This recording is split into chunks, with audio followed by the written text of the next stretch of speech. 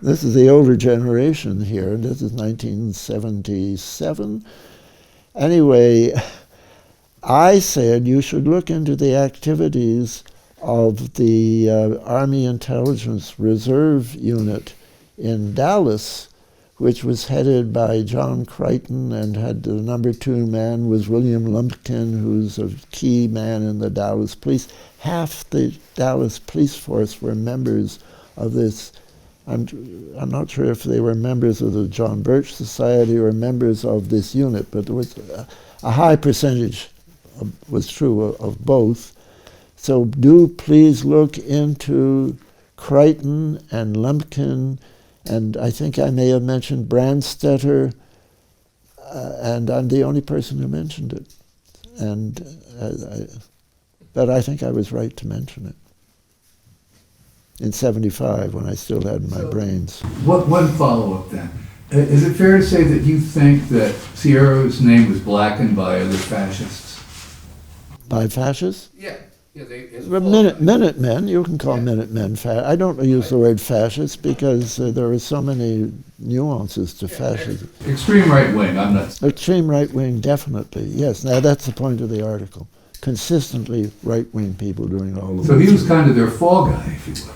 Sierra was. Yeah, they set him up.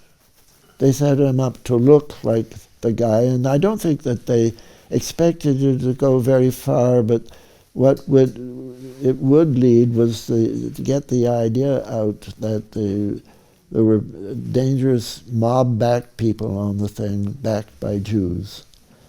And I have to say about Blakey,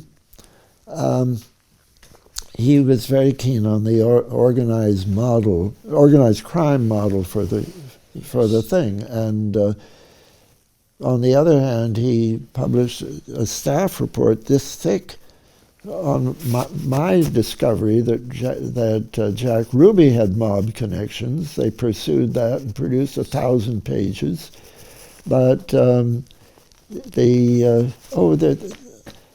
William Romer is the FBI agent who initially, one of the more comic aspects of the Warren report was, they say that Ruby was not mob connected, and they have a source for it. You look up the source, and it's the FBI guy who in Chicago who went and interviewed, I think, Tony Accardo, the head of the mob in Chicago, and he said it was Ruby mob connected, and Tony Accardo said no, he wasn't mob connected, and that appeared in the Warren report as proof that Ruby was not mob connected.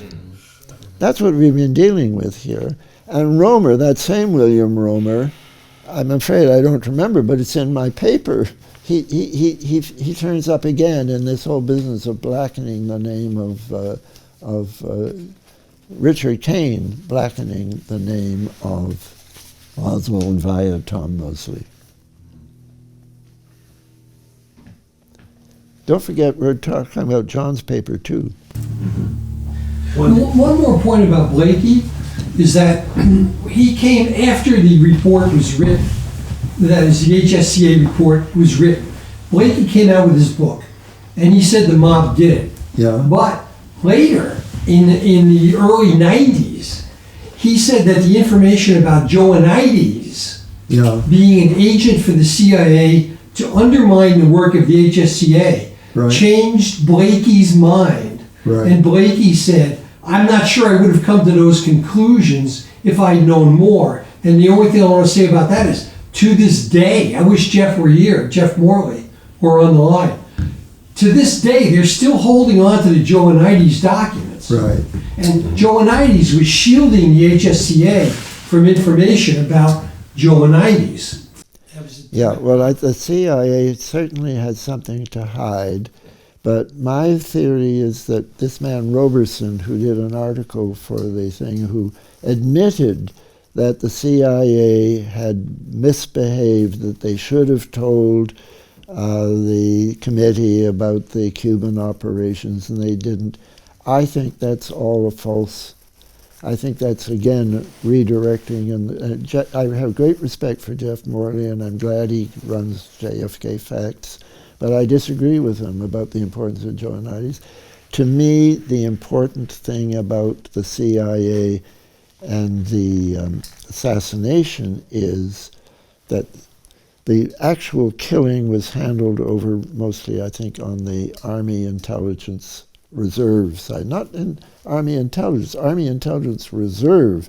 There you get kind of, right there in Dallas, you get rich oil men like Jack Crichton mingling with intelligence people, and that's the kind of milieu where locally you could concoct something. But the CIA has played a very important role in the cover-up, and of course what I've been telling you is part of that role in the cover-up. But an even more important part is that here's Oswald presented in the newspapers as somebody who craved attention, a loner who nobody knew about. Why then, 8 weeks before the assassination, the CIA, and this is Angleton, I think, opened a file about this phone call in Mexico City where somebody phones in and says, I'm Lee Oswald. Doesn't mean he is Lee Oswald, I'm sure. I've seen a document where he spoke terrible Russian and terrible English. That doesn't sound like Oswald to me. And he says, I spoke on the phone on Saturday. Peter, you said terrible English? Yes. It was terrible Russian. Both. No, Both. Okay. Terrible. I've never seen terrible English. No, you haven't, Jim. It's in the Lopez report? No, it's in of course chapter 5 of my book. It's in. Oh, all right. Well, that's better than the Lopez report. Okay. Thank you, Jeff. All right, if I may continue. yes. But you're right about that. Oh, they shouldn't be terrible Russian. Okay. Now I've lost my track. Yes, they open a file, and this involves Austin Horn, actually, come to think of it. They open a file 8 weeks before the assassination on a counterintelligence matter. Even the CIA cryptonym at the top was blacked out, and that's now released. We know it was counterintelligence. And they start sending out false information about Oswald. And I think most of you know this, that yes. They say latest information is that he defected in 1962 and so on. Bullshit. He'd just been arrested in a lot of very hot stuff. He had just been arrested in New Orleans, and Jane Roman was redirecting those things so that they didn't stay in the counterintelligence shop. They were shipped over to Austin Horn in the SAS. And that's why I also say that we should look at. I did this independently of this other paper that I'd forgotten about by the time I wrote Dallas 63. Now no, I didn't get to my point. When Helms was asked, he was asked a very careful crafted question by one of the staffers, or I forget who asked the question, but it was a carefully crafted question. And he said, "Have you given us all the information?" And he said, "Yes."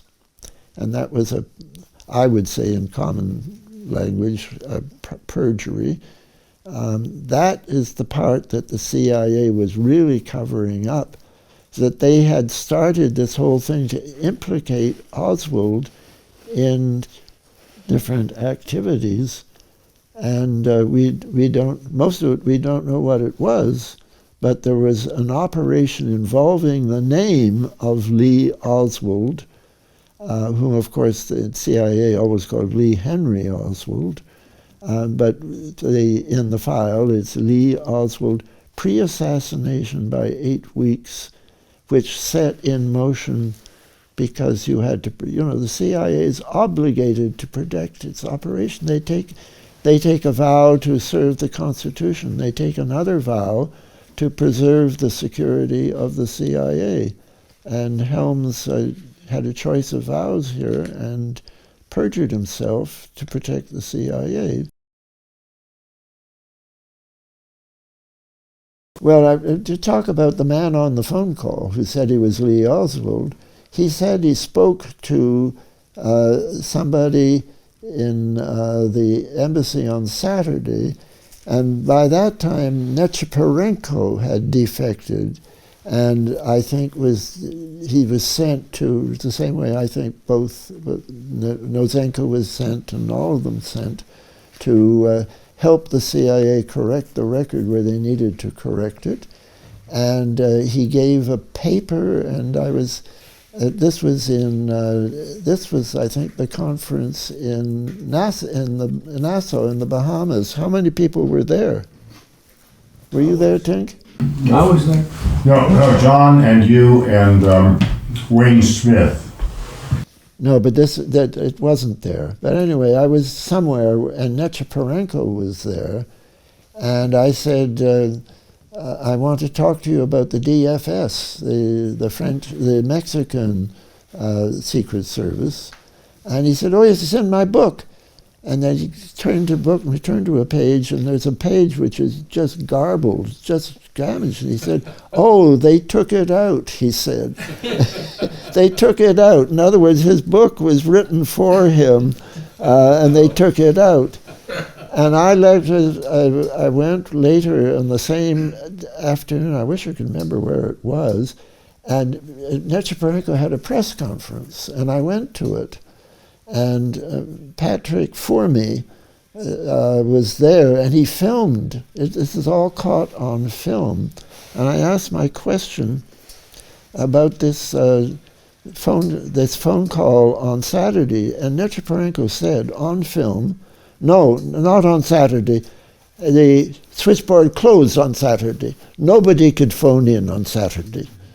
So the whole thing was false from start to finish. And of course, as I say in, I think, Deep Politics, and I pretty much start with the false theory which is planted. The false theory is Oswald was killed by an international communist conspiracy, is only there to be discredited. Yeah. It's only there to be discredited and replaced by a substitute thing, which is also false, but people are very eager at this point to embrace it, that Oswald was killed, Oswald was a loner and acted alone. Yeah. And then there's the third conspiracy theory, which is the one which Jack Anderson came up with, which is that he was killed as a result of a kickback from the what we now call Northwoods. We didn't know Northwoods then. A plan to false flag an invasion of Cuba, which then backfired against Kennedy. Yeah. I've got a question about you mentioned Jack Ruby and your expose of some aspects of his the importance of his role. And I'm wondering what, if you could say a little bit more about that, and also the report that Jack Ruby, who had been involved in gun shipments to the Irgun in Israel, or British Palestine at that time, what you think of the report that he said, and I think it was to Dorothy Kincaid, he did it, quote, for the Jews, unquote. I don't know. Have you heard that? The man I implicate in arms for the Irgun is Paul Helliwell in Miami. There we're getting to a very high level of government, almost higher than the U.S. government. A real deep state of people who have been around for a long time, oligarchs. I wish I'd said in one of my books that America has always been ruled by an oligarchy, and some oligarchs are better than others, and some of our best presidents actually, like FDR, Teddy Roosevelt and the progressives, JFK, they were themselves oligarchs. And then sometimes the oligarchs disagree with each other and things fall apart, and that's happening right now. I think there's a big fight going on right now about AI. And I said naively to somebody on Silicon Valley who's smarter than I am, I said, is this between the people who want to control AI versus the people who want to let it do whatever the hell it can do? Well, I'm going to disappoint you. My smart friend, smarter than me, said it's not that simple. But he did agree it's all about AI. And now I've got everything I get from Google now, my Google search engine goes through AI. I don't want AI, I want the original sources. Right. I can't get there. Right. Not right away. What could possibly go wrong? Right. Well, you know what? I don't want to end on a false note. I say all these things not despairing, not thinking that we've lost whatever was good in America. I'm hoping that America's going to kick in. I think that we underestimate things that are not actually reported. And one of the things which is not actually reported, I write about culture now, and I think that's I'm on a better level to write about things. And I'm very interested in the decency of ordinary people everywhere I've lived, Poland, Russia, Germany, Thailand, 3 years in Thailand, wonderful people behaving very decently to each other.